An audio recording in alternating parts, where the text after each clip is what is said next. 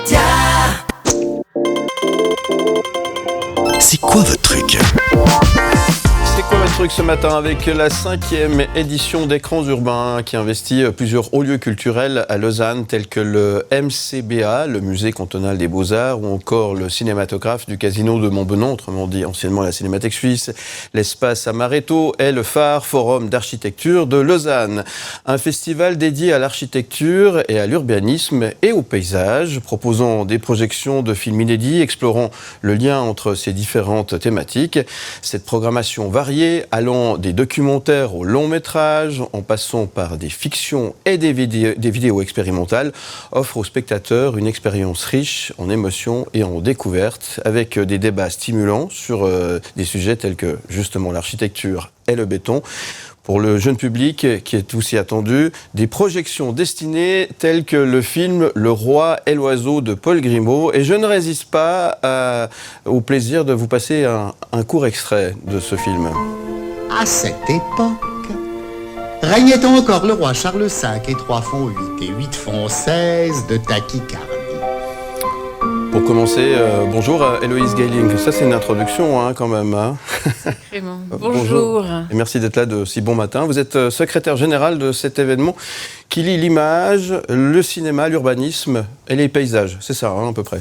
Voilà, exactement. Je suis donc secrétaire générale de la Fondation Culture du Bâti, CUB, comme on l'appelle, qui organise depuis 2018 cet événement avec quelques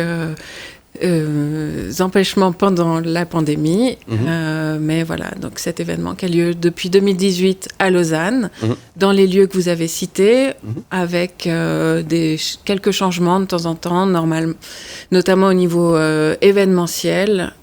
C'est la première fois qu'on va investir l'espace Amaretto. Ouais. On essaye toujours de trouver des lieux nouveaux pour ce festival. C'est ça, l'idée c'est de trouver des lieux qui pourraient être insolites, on va dire, des lieux qui ne sont pas forcément dédiés à ce genre d'événements, en fait, c'est ça? Alors, sur la partie événementielle, oui, puisque sinon, on a quand même une programmation principale autour du cinéma, donc qui nécessite des vraies salles de cinéma, comme on a au Casino de Montbenon, mais c'est aussi intéressant pour nous d'aller explorer des lieux dans la ville, des endroits que le public n'a peut-être pas l'habitude de connaître. L'an dernier, on a pu aller dans l'ancien cinéma Eldorado, qui est actuellement en travaux, donc qui a été désamianté, qui a un grand volume en béton brut, qu'on a installé pour l'occasion. Voilà, on voit les images défiler derrière. Ouais. Ça, c'est l'ancien Eldorado, les images Exactement. Que vous pouvez voir. Alors, pour ceux qui sont à la radio, vous ne voyez pas, mais ça vous donnera peut-être l'envie d'aller voir le podcast, effectivement. Alors, ces endroits, il y a des endroits un peu comme ça, un peu qui deviennent magiques et qui regorgent des petits secrets comme ça. C'est ça l'idée, c'est de redécouvrir en quelque sorte ce patrimoine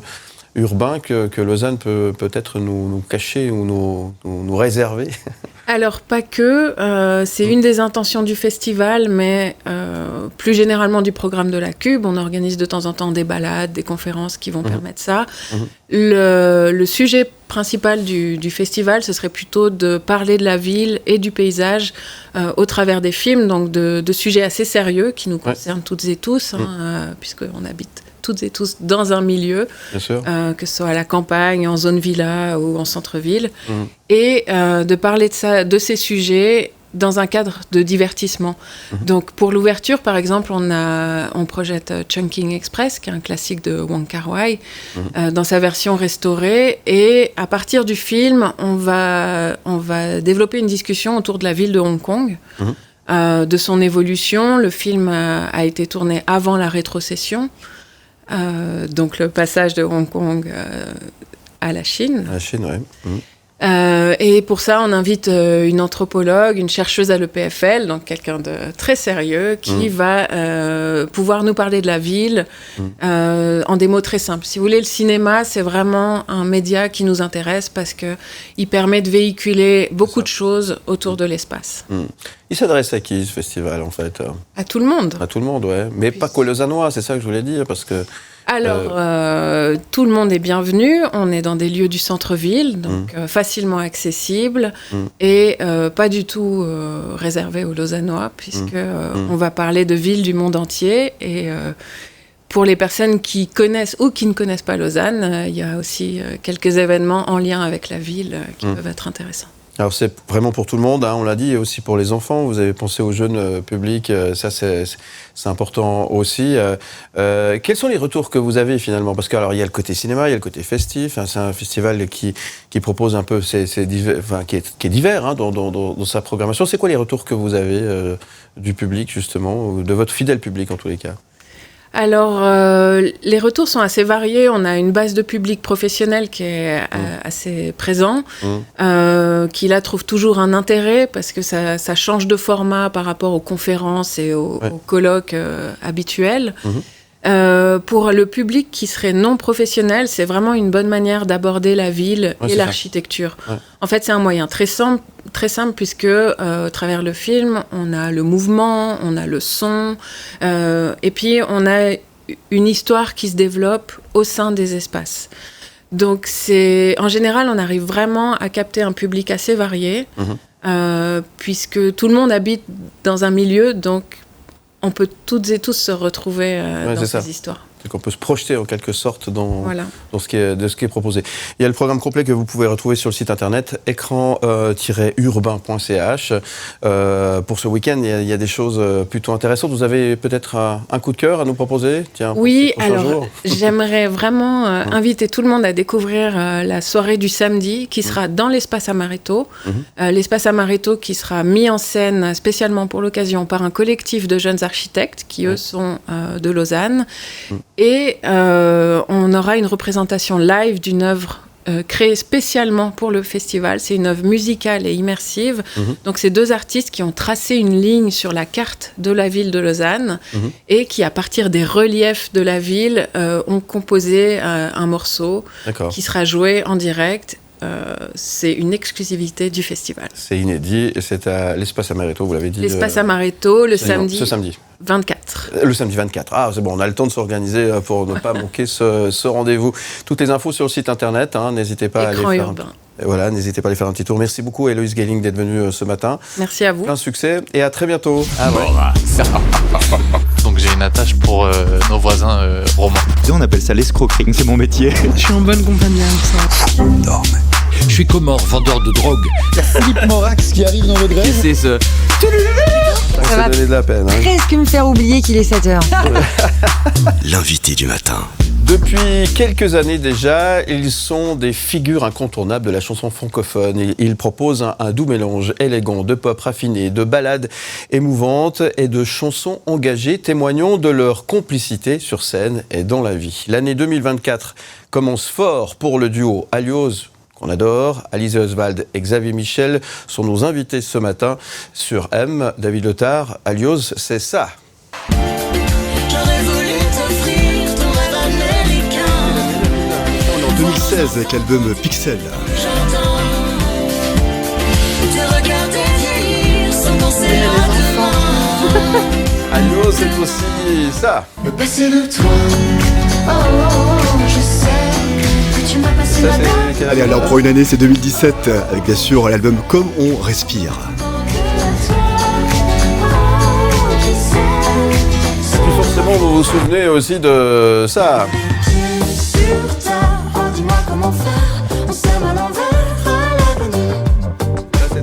Single du même nom que l'album, hein, Comme des gangsters en 2020. Il est incollable, je vous le dis tout de suite. Et puis Alios, c'est aussi ça. Et ça, alors c'est beaucoup plus récent. Ça, c'est Rien d'ailleurs, 2022. Allez, c'est le dernier album, dernier bijou d'Alios qui cartonne. Bonjour Alizé, bonjour Xavier. Bonjour. Comment ça va? Très bien. Ah, qu'est-ce qu'on est content de vous recevoir. Vous avez la bonne mine hein, pour des gens qui ont fait la fête toute la nuit. C'est ça, on jouait hier soir. Merci en tous les cas d'être là. Bonjour David Lothar. Bonjour Philippe, bonjour Alios. Comment ça va ce matin? Très très bien, merci. Alors Alios, on est très content de vous recevoir franchement et on va voyager un petit peu dans le temps, on va retrouver 2-3 petites choses comme ça qui nous ont un petit peu, accompagnés et bercés et ça nous fait plaisir de vous avoir pour pouvoir retrouver ces quelques moments d'émotion. Avec notamment ceci. Oui, retour sur l'année 2016 avec une année charnière pour vous, Alizé et Xavier. On est sur le titre Loin et après 3 albums, des voyages, des prix, des lauréats, des collaborations, des contributions. Il en résulte cette EP et aussi une année charnière parce que c'est un contrat avec Warner France. Et là, je pense que tout est chamboulé dans votre vie. Ah, c'est sûr que tout à coup, on passe beaucoup de temps à Paris, notamment. Et c'est vrai qu'on rencontre un premier public français, on fait notre première vraie tournée en France. Et puis, il y a eu cette nomination aux Victoires de la musique pour ce premier album sorti en France. Et du coup, on a été gâtés, vraiment. Oui. Et puis il y a également l'écurie américaine. Alors j'essaie de revenir, il y a beaucoup de choses à dire sur vous, Alios, donc c'est pour ça qu'on doit obligé de faire un tri. Moi ce qui m'a aussi... on revient en arrière, hein, c'est Live Nation. Vous êtes dans une écurie où il y a les Jonas Brothers, Olivia Rodrigo, Rod Stewart et tant d'autres. Et là aussi, c'est eux qui gèrent en fait vos concerts. Live Nation, c'est pas n'importe quoi. L'écurie américaine, excellente. Exact. À ce moment-là, effectivement, on signe avec Live Nation pour la France et la Belgique. Ouais. Et du coup, c'est vrai que notre collègue le plus proche, c'était Coldplay, je crois, parce qu'eux, ils étaient chez Warner et chez Live Nation aussi. Et donc, forcément, c'était une grosse machine derrière et ça nous a beaucoup fait avancer. Vous parliez, Alizé, des victoires, justement, autre point important dans la carrière d'Alios, 15 ans au compteur avec ce titre. Perdu dans ma robe blanche, je souris aux invités. Je sens que mes mains sur tes hanches veulent te quitter. Moi, c'est un clip qui m'a marqué, celui-là. Oui. Une sorte de road movie, une sorte de mariage. Vous n'avez pas envie de faire le pas, c'est juste l'un et l'autre. Un mariage qui part en sucette. Hein. C'est clairement. C'est les termes. Là, on est vendredi 9 février, d'accord ? Ouais. Ce soir, vous regardez quoi à la télévision ? On regarde pas beaucoup la télévision. Non. Et en fait, on joue. Ah, vous jouez ? On joue. D'accord, vous jouez pendant France, les victoires de la musique. C'est le temps de la musique en France, justement. C'est ce soir. C'est ce soir. Une nomination pour l'album Révélation de l'année par les 600 professionnels, du peu, de la branche en 2018. Et là aussi, on s'en souvient tous. Vous avez finalement fait une jam après. Vous avez dit que vous preniez une guitare au cas où pour faire une jam avec tous les autres artistes. Vous l'avez faite finalement, cette jam session ? Mon Dieu, en fait, c'est que ça termine tellement tard, les victoires. Et je crois que c'était la première fois... C'était la première année où ils faisaient à la scène musicale à Paris. Donc c'est une nouvelle scène, nouvelle ambiance. Et il n'y avait pas d'after organisé par les victoires. Donc en fait, on a fait une after entre nous, avec la maison de disques, mais pas avec... Improbable, il y avait de la neige. Je sais pas si c'est parce qu'il y avait des Suisses nommés aux Victoires de la musique, nous, mais il y avait de la neige. Donc de toute façon, c'était la gabegie pour repartir. Bref. Donc c'était finalement moins funky la fin de soirée, quoique nous on s'est débrouillés pour faire notre propre after. Mais ouais, c'était rigolo. Bon, on peut imaginer évidemment que c'est un propulseur de malade d'être comme ça à la télévision devant des millions même de téléspectateurs. Vous avez peut-être un pronostic pour les victoires. Alors je vous dis, Nuit Incolore, Aimé Simone pour cette année, Yamé cette année, Adèle Castillon, Meryl, Zao de Sagazan. Il y a peut-être quelque chose. Oh, Zao, ça fait 2 ans que tout le monde dit que c'est la révélation et tout. Donc en général, quand tout le monde le dit, c'était comme Juliette Armanet l'année où nous on y était. Oui, c'est ça, on savait déjà. Je pense qu'elle va partir avec quelque chose, ça c'est sûr. Après, c'est super qu'il y ait un Suisse, parce que avant nous, il y avait eu très longtemps sans Suisse. Et c'est hyper cool de se dire que 5 ans après, il y a de nouveau un Suisse aux victoires. Justement, on est très fiers de la scène suisse, vraiment. Et puis il y a aussi, bien sûr, Alios. Alors là, on va aller encore en arrière. Il y a votre tout premier clip. Ah ouais. Ça fait 10 ans, ça, en tout cas, même plus. J'irai te croiser, des prises de vue à Versoix, peut-être à Lyon, par moins 28 degrés, en ayant des vagues dans la en pleine poire, c'est juste ? Ouais, il y avait un ressenti, moins je sais pas combien, c'était vraiment très froid. Incroyable. Et c'était tourné par le frère d'Alizé, qui est cinéaste. C'était notre son premier clip, on était vraiment des bébés, ça se voit d'ailleurs. Mais par contre, le cadre, regardez-moi ça, tout était gelé, c'était la fameuse voiture là, qui avait été recouverte de glace à Versoix. Dont on voit une roue sur les plans finaux. Exactement, c'était complètement fou. Et c'est que des amis en fait, c'est ça qui est touchant là, quand je vois tous les figurants, c'est tous des gens de notre vie qui ont dit oui, on vient faire cette grande chaîne humaine. J'ai même pu dire qu'une caméra avait gelé pendant le tournage. C'est possible, je suis tellement vieux que maintenant je ne sais plus, mais... Baby, là. Vraiment, toi on dirait que t'as 12 ans. Le rendu est magnifique, le titre avait été choisi pour être la découverte francophone du moment pour les radios. C'était en Suisse, en France, en Belgique et au Canada également. Ouais. Il a bien voyagé. Oui, on a tourné après en 2015, la dernière tournée au Canada. C'est juste. Qu'est-ce que ça vous fait de regarder dans le rétroviseur comme ça? Il y a de l'émotion un petit peu. On a enclenché la machine à remonter le ton ce matin. De l'émotion, ça c'est sûr et certain, parce que quand on tourne ce clip, on est encore en train de finir nos études. Ouais. Moi j'ai 3 jobs à côté et on fait que ça depuis 2012, donc plus tard que ça. Là c'est mon frère, c'est assez drôle. et en fait, donc oui, il y a de l'émotion, c'est sûr. Puis surtout, c'est presque plus frappant les images de 2016-2017 parce que ça nous paraît vraiment pas loin. D'accord. Et en fait, on se dit que ça fait déjà 7-8 ans, et puis on a quand même un peu changé.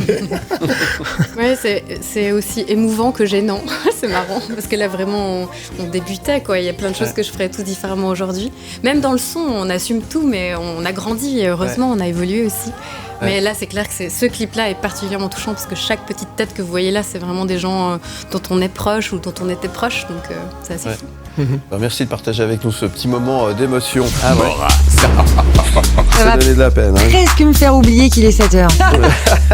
L'invité du matin. Ce matin, sur le plateau, nous avons la chance de recevoir Alizé, Xavier, le groupe Alios. Merci d'être avec nous. Vous passez un bon moment. Avec grand plaisir. Pas trop fatigué. C'est toujours cool de venir. Non, on a toujours la patate. Ouais, en tout cas, c'est un vrai plaisir de vous avoir ce matin. On a enclenché la machine à remonter le temps tout à l'heure, David Letard. On va continuer un petit peu de voyager dans le temps ce matin. Oui, dans le temps, on est obligé de faire des raccourcis. Et là, je crois qu'on est dans votre jardin. Oui, c'est la maison.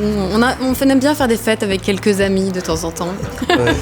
Paléo 2023. Alors peut-être vous l'avez pas entendu ou vu. La première personne qui a interagi sur cette vidéo, il a dit gigantesque. C'est le mot qu'on peut résumer par rapport à ce concert sur la scène Vega. Oui, c'est 1h15 sur la scène Vega avec 15 ou 20 000 personnes. Et en fait, on a été vraiment surpris de voir que dès le début, on pensait que les gens arriveraient tranquillement. Dès le début, il y avait du monde, ça restait tout le long et les gens étaient... Enfin, c'était vraiment touchant. Franchement, moi, le mot, je dirais amour. Franchement, je me suis pris un mur d'amour parce que je ne m'attendais pas à ce que les gens... C'est vraiment toute une région qui était là et qui était présente et les gens sont restés. Et c'est drôle parce que je vois Maxime Forestier derrière qui nous a fait l'honneur de venir chanter avec son fils. Et on s'est vus après en vacances et son fils disait tout le temps « T'as vu papa, il y avait plus de monde à Alios qu'à toi parce qu'il jouait la veille. » sur la même scène et c'est méga touchant quoi, c'est drôle. Nous on était dans le public et on a passé un moment incroyable, c'était magique.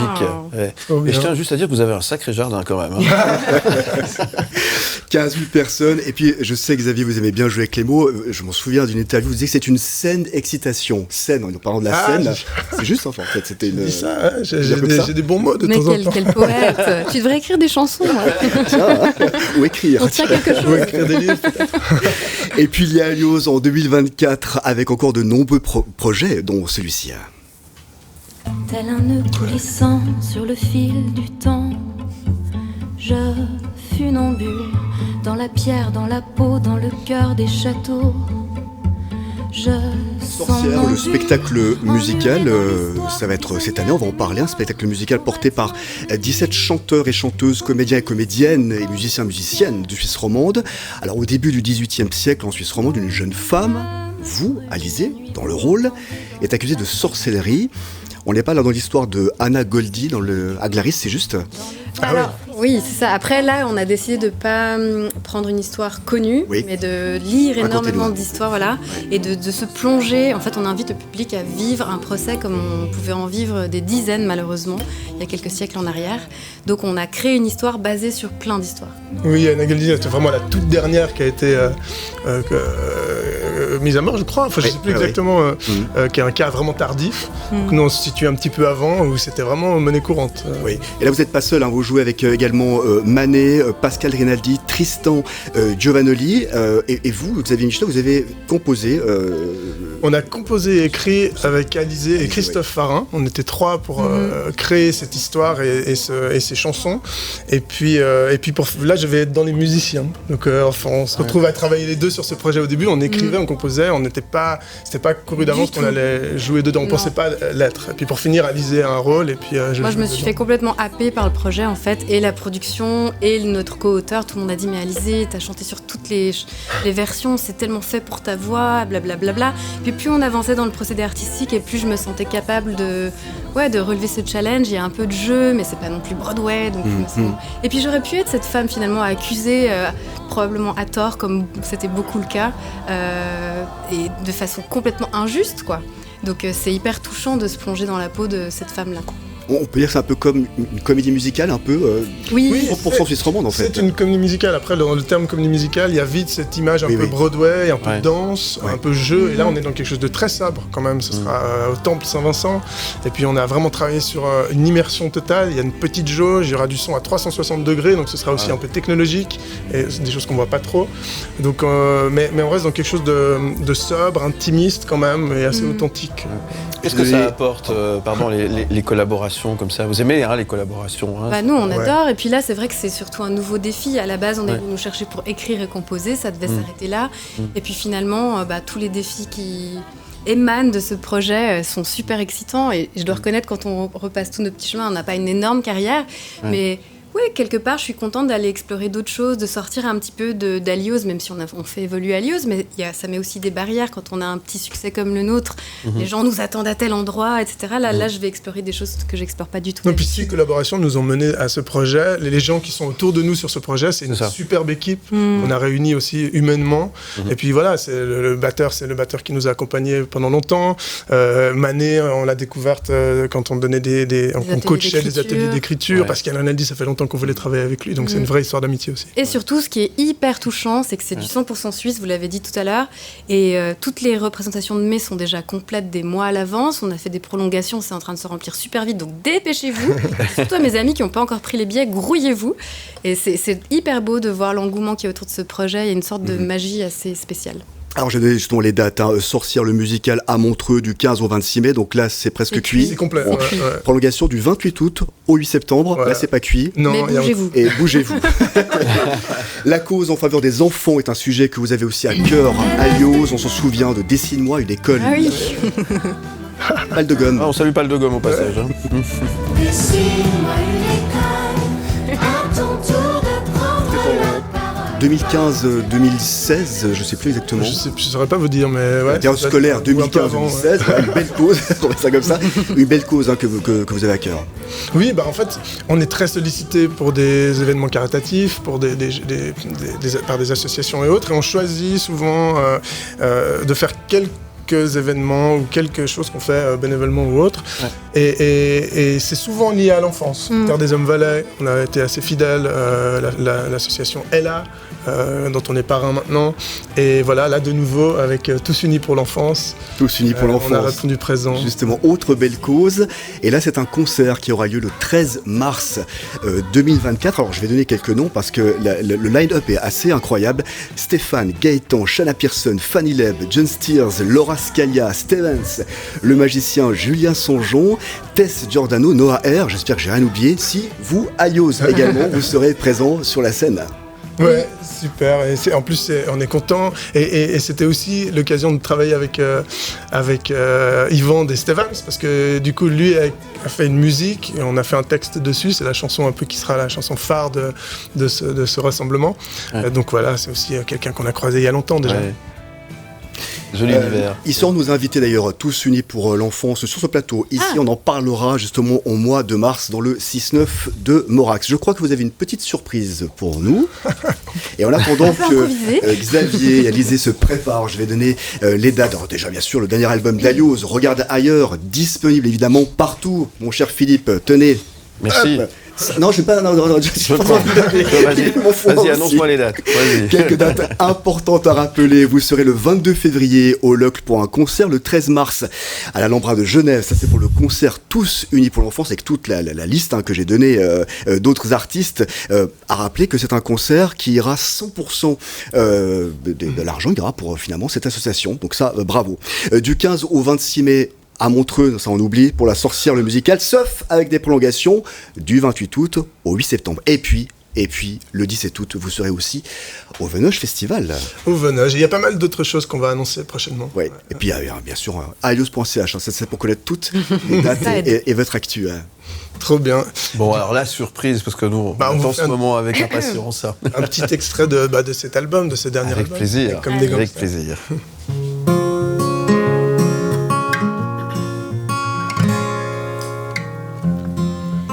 Et si on quittait le monde, un instant, une seconde, trouver une bonne étoile, à de demi-mesures, prendre en filature nos rêves en cavale, comme des gangsters sans itinéraire, à tourner tout en dérision. On espère garder les pieds sur terre. Oh, dis-moi comment faire, on s'aime à l'envers, à la grille, à la grille. Garder les pieds sur terre dans un monde à l'envers. Y'a plus qu'à aimer à la grille, aimer à la grille.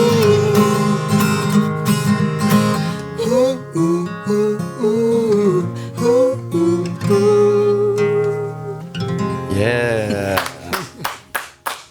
Merci beaucoup. Petit extrait matinal. Mais ça va dire à cette heure-ci la pêche. En tout cas, merci beaucoup.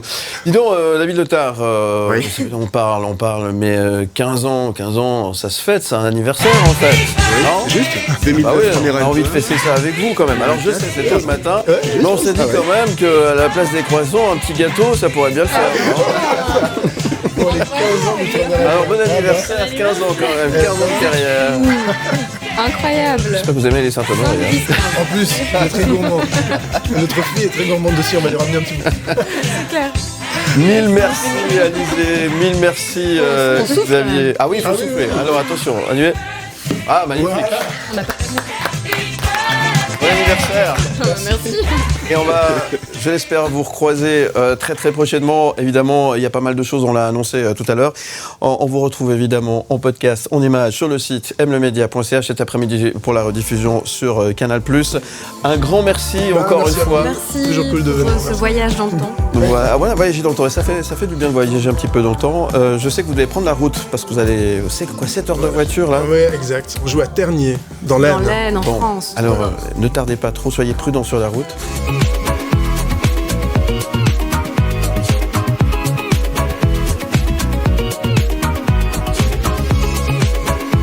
M le Média, les anecdotes de Knut. Votre rendez-vous avec la gastronomie sur M le Média et sur Canal+, tous les vendredis matins avec Knut Schwander. Bonjour Knut. Et bonjour. Comment ça va ? C'est toujours merveilleux d'être là. Il a passé une bonne semaine. Il a passé une bonne semaine. Il a bien mangé. Il a bien mangé. Ça, ouais. Et on attend vos anecdotes croustillantes, Ah, c'est oui. le cas qu'on puisse dire, parce que du coup, l'anecdote que vous allez nous proposer est en lien avec notre invité de tout à l'heure. Exactement, invité tout à l'heure, qui s'appelle donc Pierrick Souter, qui est le chef de la table des Souter du restaurant de la Gare à Luçon. Et puis effectivement, je vais vous raconter quelque chose en lien, ma passionnante vie, en lien avec Pierrick Souter et son restaurant, parce que en fait, ce restaurant, je le connais depuis que j'ai environ 20 ans. Ouais. Donc ça remonte à un certain temps.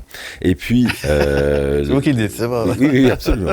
Mais pourtant, je n'ai jamais habité là, Broye, et puis Broye, où disons, je n'allais pas souvent, surtout à cette époque-là, sauf, pour une raison bien particulière, c'est le service militaire. Parce que, au recrutement, j'avais donné, on m'avait dit qu'est-ce que vous voulez faire plus tard, et j'avais dit médecine, lettres ou Sciences Po. Donc sanitaire. Donc, exactement. Donc ils se sont dit, ah celui-là on va pas le louper, sanitaire, Moudon, enfin Bressonnin à côté de Moudon, donc Moudon, oui, alors disons que j'ai toujours été, même à 20 ans, j'étais déjà un petit peu délicat au niveau de mes choix de nourriture, ce qui fait qu'en sortie, j'allais quand même pas aller manger n'importe quoi. On va dire qu'à Moudon, c'est pas qu'on devait manger n'importe quoi, mais enfin c'était une restauration assez simple.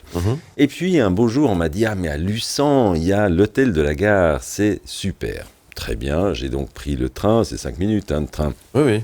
Pris le train. La première fois j'étais tout seul sur la terrasse de cet hôtel de la Gare, un peu d'un autre temps, l'hôtel de la Gare de ce moment-là, avec des colonnes en fonte, avec et je me souviens très bien de ce que j'ai mangé. J'ai mangé un tourneau au mori. Waouh! C'était, bien sûr, c'est un peu ce que mangent tous les militaires quand ils sont sortis. Mais la différence avec la plupart des autres tourneaux d'Omori, c'est que celui-là, il était vraiment très très bon. Et ce qui est assez drôle, c'est que effectivement, eh bien, la table des Souter n'existait pas encore, puisque c'était les beaux-parents de Pierrick qui tenaient ce restaurant, mais qui le tenaient déjà très très bien. J'ai néanmoins été ravi quelques années plus tard espoir de redécouvrir cet hôtel de la Gare qui avait pris du grade, puisque entre deux, c'est devenu une table, non seulement une vraiment bonne table, mais une table assez exceptionnelle. Il faut dire que la concurrence n'est pas très très assidue dans la région, donc ils sont les sous-terres, donc Pierrick et Jeanne Lys ont presque un monopole, mais enfin, ils ne s'endorment pas sur leur laurier. C'est un endroit fantastique. Je me réjouis donc d'accueillir.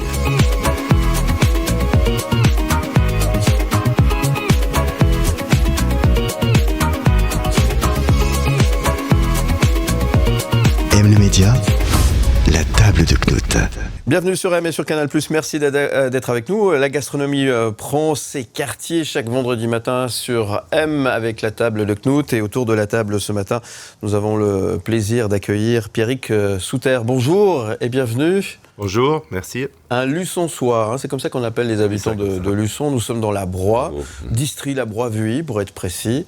Et on n'est pas loin de la gare, c'est ça, même à la gare. On est vraiment très près de la gare, gare. exactement. Alors comme je le racontais quand vous n'étiez pas encore là, Pierrick Souter, le restaurant de la gare, je le connais depuis très longtemps. J'y ai mangé depuis 30 ans. Et effectivement, je venais en train puisque je venais depuis la caserne de Bresson où j'étais à l'armée. Donc ça, c'était la grande découverte. Voilà, ça sera la fête de cette année, les 30 ans. Vous faites quelque chose de particulier ? On va faire...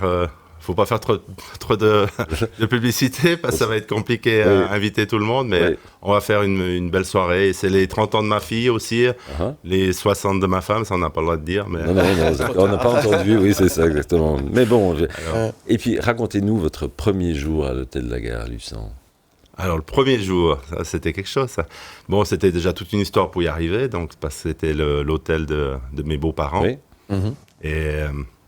Et le premier jour, on a commencé avec une petite carte et le soir, je me rappellerai toujours, les premiers gens qui arrivent, ils m'ont demandé une fondue. Alors bon, je sais faire la fondue, mais c'était pas tellement l'intention de faire, mais j'ai dit, bon, on n'a pas de réservé et tout, faisons une fondue. Et ensuite, 2, 3, 4 tables, ils sont tous venus, puis ils ont tous mangé de la fondue, parce que quand ça sent la fondue, alors voilà, c'était le premier jour, et j'ai dit, plus jamais on fera de fondue à l'hôtel de la Gare. D'accord, mais alors justement, moi j'avais le souvenir de tourne-dos au Maury de votre beau-père, j'imagine, et puis, mais la gastronomie du restaurant de la Gare a passablement changé depuis, donc maintenant, on vient chez vous pour manger des plats de haut vol, c'est une cuisine remarquable, c'est pas tout à fait un hasard. Racontez-nous un petit peu votre parcours.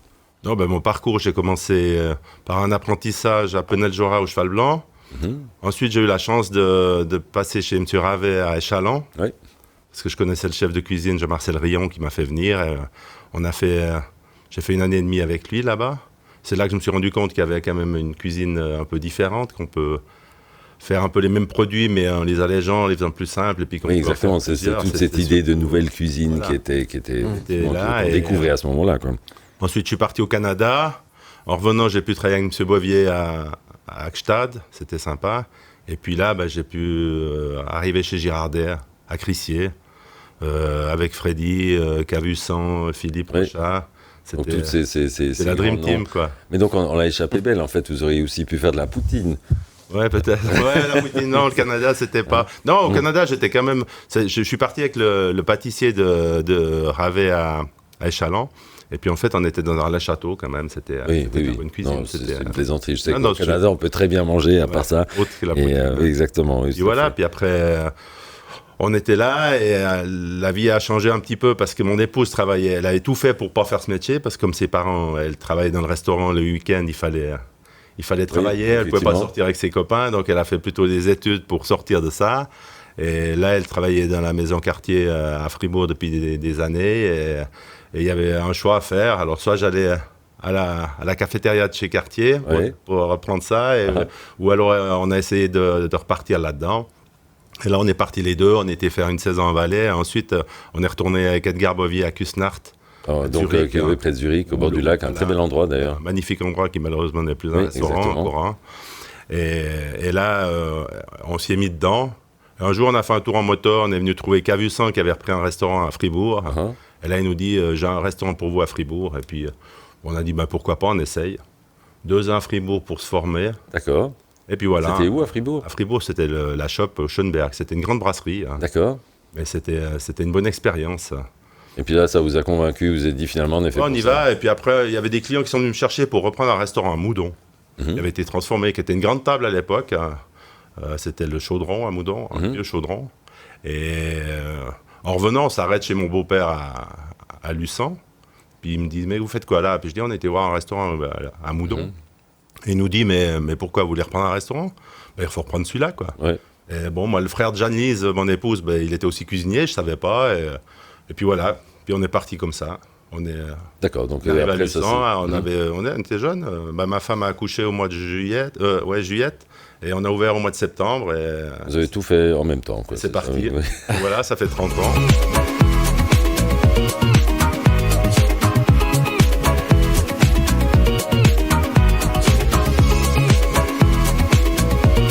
M le média, la table de Knut. La table de Knut avec Pierrick Souter à la table de Knut ce matin. Autour de notre table pour parler gastronomie évidemment. Nous sommes à Luçon et on parlait de la décoration hier. Enfin, on voulait en parler. L'atmosphère et la décoration. L'atmosphère qui est très important, on le disait. C'est un tout. Alors, il faut bien manger évidemment, mais le décor fait partie aussi de l'ambiance. Et alors c'est vrai que l'hôtel de la gare, puisque ça s'appelait comme ça d'autrefois, n'a plus rien à voir avec celui d'aujourd'hui. Aujourd'hui c'est une belle maison avec un éclairage déjà à l'extérieur, il y a des cyprès si je me souviens bien contre la façade. L'intérieur, il y a des œuvres d'art assez extraordinaires. Vous êtes collectionneur d'art? Oui, j'aime beaucoup ça, j'ai toujours aimé ça. Bon, maintenant, il commence à y en avoir beaucoup, on se demande comment faire, mais c'est rigolo. Faut agrandir. Ouais, faut agrandir, non, mais j'ai toujours eu des bons contacts avec les artistes. André Rabou, qui était le sculpteur, j'ai quelques pièces de lui. J'étais un grand ami à Walter Mafflier. Ses 100 ans, il les a passés dans mon restaurant avec Pierre Perret, toute une équipe que j'avais invitée. On était une vingtaine. J'aime bien ces gens un peu... hors du temps, mais je m'adapte à tout le monde. On aime bien les politiques. À Luçon aussi, j'ai vraiment pas mal de copains de des conseils d'État. Oui, mais disons, chaque fois qu'on va à Luçon, on croise une personnalité, on va dire. Ouais, c'est vrai que c'est un lieu où les gens ils aiment se retrouver. Et puis, c'est surtout l'important pour moi, c'est la convivialité, quoi. Et alors ça, je rebondis là-dessus parce que je l'avais sur les lèvres, ce mot. Je pense que c'est exactement ce qui caractérise parfaitement votre restaurant. Parce que c'est à la fois une grande table, vous faites d'ailleurs partie d'un réseau qui s'appelle les Grandes Tables de Suisse, mais il ne faut pas avoir peur. On peut arriver à la gare à Luçon, il n'y a pas besoin d'avoir mis une cravate, il n'y a pas besoin vous jugez pas vos clients, mais vous leur offrez ce qu'il y a de mieux. Et pour ça, vous êtes très très bien entouré. Donc il y a d'abord Jeanne-Lise, votre épouse, qui est donc, alors elle qui a vécu là-dedans depuis toujours. Elle s'occupe du service, elle s'occupe de tout ce qui est le bureau. Et je peux vous dire, pour une entreprise comme la nôtre, on a une vingtaine d'employés, le bureau, c'est beaucoup de temps. Oui, une vingtaine quand même, c'est ça, oui. Donc combien avec en cuisine nous, oui. On est 6-7 en cuisine, à peu près la même chose au service, puis après les gens qui tournent pour les nettoyages, bien sûr, le bureau et tout ça. Et puis alors, autrement, dans l'équipe, vous avez aussi un sommelier. Enfin bon, après, j'ai mon sommelier. Vous êtes vous-même passionné de vin. Bien sûr. Mais Paulo, ça fait 10 ans qu'il est, plus de 10 ans, il va me gronder s'il entend ça, ça fait plus de 10 ans qu'il est chez nous. Il est arrivé, il parlait pas le français. C'était mon ami Marcel Turler qui me dit, on a fait un petit voyage ensemble, il me dit, ouais, j'ai ma fille et son copain qui viennent travailler. Lui, il parle pas le français, il veut aller à Genève pour apprendre le français. Je lui dis, qu'ils viennent l'apprendre à Luçon, ça sera plus simple. Il parlait l'anglais, on s'est arrangé, mais il a tout de suite switché. Et maintenant, c'est vraiment le conseil des gens. Oui, c'est une référence. Hein. Ah ouais, et il s'est vraiment mis là-dedans. Et même au niveau suisse et tout, il fait des rencontres de sommeliers. Il aime ça. Et on est tous passionnés de vin. Hein. Oui, alors je pense qu'effectivement, là, pour ça, il est bien tombé. Vous entendez bien. On a une belle vous avez cave. Une cave. Oui, justement, une cave. Il y a combien de références dans cette cave? Vous avez une idée? Je sais pas, 1000, je pense. D'accord, oui, quand même, oui. Et quelques perles, vraiment des très très belles choses. Il y a une bouteille qui vous vient à l'esprit comme ça, quelque chose, disons, que vous réjouissez d'ouvrir, par exemple, pour les 30 ans. Du Chasselas. Du Chasselas. Ouais, moi, c'est le Chasselas. Après, on peut boire tout ce qu'on veut, il y a des très grands noms. Après, je pense qu'il y a quand même beaucoup de choses. Voilà, si les clients qui sont adorables, mais si les clients le veulent, c'est bien de les avoir. Oui. Mais je veux dire, une belle bouteille, ça reste 1 kilo de raisin. Alors, oui. Quand à mettre 3 000 ou 4 000 francs pour une bouteille. Ou... Oui, non, alors j'aime bien vous entendre parce que ça montre bien qu'effectivement vous gardez toujours les pieds sur terre. Ah ouais, c'est une cuisine hyper raffinée, c'est mais en même temps. Terre, hein, sur terre, mais sur pas 6 pieds. Hein. Mais il ne faut pas que ça prenne le dessus. Le dessus, ça doit rester le produit, le goût et pas tout mélanger. Quoi. Et chez nous, franchement, on met beaucoup de produits. On met beaucoup de... Il y a de la marchandise, mais les gens, ils nous disent tout le temps en ressortant qu'ils sont bien, ils sont pas lourds. Et ça, je crois que ça les fait facilement revenir aussi. Hein. Oui, certainement. Et justement, ces produits, vous les sourcez où ? Vous êtes surtout sur des produits de proximité ou pas forcément ? Alors, moi, je suis pas un ayatollah du produit sur place, là, je veux dire. Après, moi, j'aime bien travailler le homard, j'aime travailler le foie gras, j'aime travailler des beaux poissons. Le lac, c'est bien. Mais je trouve qu'on n'a pas tout le temps. Après, les produits suisses, alors c'est bien, il y en a qui veulent faire que des produits suisses. Mais la moitié, c'est de l'aquaculture. Oui. Je veux dire, tout ce qui se fait dans les gorges, dans les tunnels et tout ça, c'est quand même des poissons. Vous mettez de la farine, ils sont les uns sur les autres. S'il y en a un qui est malade, ils sont tous malades. Je veux dire, c'est quand même pas... Alors, on est plus près, mais à la fin... quand même, un bon poisson sauvage, sans vider les océans, sans faire tout à l'envers.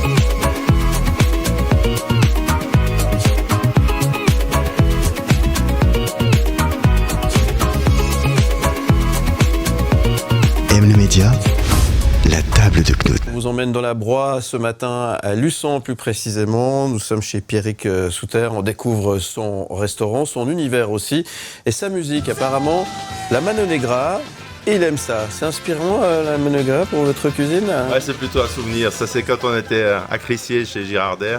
C'était le vendredi soir, c'était les sorties au 13, au Lapin Vert. Hein. Et puis on se défoulait un peu, c'était notre défouloir. Et puis c'était à l'époque où on sautait tous dessus, là, on dansait, on faisait des fous. Et j'aime ça, moi j'aime cette ambiance, c'est comme dans l'art ou tout ça, j'aime un peu les gitans, j'aime ces choses un peu où on se serre la main et puis qu'on a une parole. Oui. La musique, elle est omniprésente pour vous dans votre vie ou pas? Assez.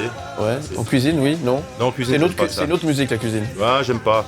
Après, j'ai eu des cuisiniers qui la voulaient absolument, genre on a eu fait pendant la mise en place et tout ça, mais finalement, ça perturbe plus qu'autre chose. Ouais, on n'est pas dedans, et puis chacun la tête ailleurs, c'est pas... Oui, puis tout le monde n'a pas envie de la même musique au même moment non plus, c'est un peu ça le problème. ça peut vite tourner. Hein. Vous avez pris un objet avec vous qui ressemble... C'est un couteau d'ailleurs. Ouais, c'est un couteau. Hein. Ouais. On m'a demandé de prendre un objet, puis voilà, ça c'est un peu... ma vie de cuisinier. C'est quand même un couteau très spécial, on va le décrire brièvement. Donc, non, mais c'est un couteau qui vient du Canada. Je travaillais tout le temps avec un collègue canadien à côté de moi, puis je lui prenais tout le temps ce couteau, il était grand comme ça, il faisait 10 cm de plus, il était fin. Donc là, il est déjà grand, hein. Il fait quoi? Mais la lame fait quand même 25 cm. 25 cm, mais avant, c'était encore plus, et il était plus large. Et puis c'est un couteau qui m'a toujours accompagné, puis chaque année, plusieurs fois par année, on l'aiguise, et puis bientôt on prend petit à petit, puis il a fondu, et puis voilà. Puis c'est un peu 40 ans de cuisine, c'est un peu ça. Et puis il me reste encore un petit bout. Oui, sympa, dans tous les cas, qui vous a accompagné durant toute votre carrière en cuisine. Et puis qui ne fera pas acquérir. Non, ça on ne le souhaite pas en tout cas. Et puis, puisque c'est d'actualité, la Saint-Valentin approche, il y a quelque chose de particulier qui se passe le jour de la Saint-Valentin? Alors malheureusement, on ne fait pas partie des 10 tables à moins de 100 francs pour les clients du Goemio. Non, alors bien parce sûr. Que Goemio a publié, donc on a publié des menus à moins de 100 francs. Oui, non, on fait un menu, on est complet bien sûr. Et on va faire une belle soirée. Ma foi, c'est quand même des tables de 2 et puis on ne peut pas agrandir les murs. Donc quand on a 25 tables, ça fait 50 couverts, mais on va faire une belle soirée. Et puis, parce qu'il y a 2 espaces, même 3, puisqu'il y a l'ancienne terrasse qui est devenue une véranda, il y a le café et puis il y a le restaurant. Le café disparaît de plus en plus parce que même la semaine, comme on est quand même souvent complet, on transforme le café en restaurant, en nappe et puis on fait tout de la même carte. Exactement. Merci M. Souter, merci Pierrick Souter d'être venu nous parler si bien, nous donner envie de venir, de réserver alors, parce qu'apparemment c'est ça qu'il faut faire, il faut réserver. Il faut réserver. Alors c'est mieux. C'est mieux. Qu'est-ce qu'on peut vous souhaiter à part, parce qu'on est début de l'année, une belle année 2024. Qu'est-ce qu'on peut vous souhaiter aujourd'hui? Un point de plus au Goemio? Non, je rigole. Non, tout va bien. Du bonheur et du bonheur. Du bonheur, on vous en souhaite. Et vous en donnez, c'est ça qui est bien. Voilà.